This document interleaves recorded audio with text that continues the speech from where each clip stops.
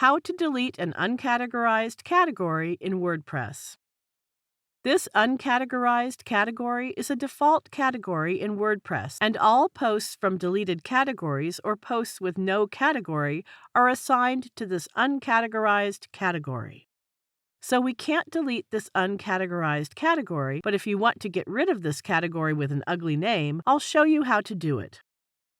Log into your WordPress admin dashboard and you will be on this page. Go to Posts and click Categories.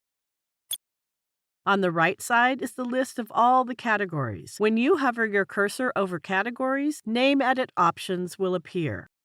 Click the Quick Edit option. Type the new name. And then type a new slug according to the new name, Web. Slug is a search engine-friendly version of your category name, and that is why we use all lowercase letters. Now click the Update Category button. Notice that the name has been changed and there is no category named Uncategorized in the list. I hope you find this tutorial useful. Thank you for watching.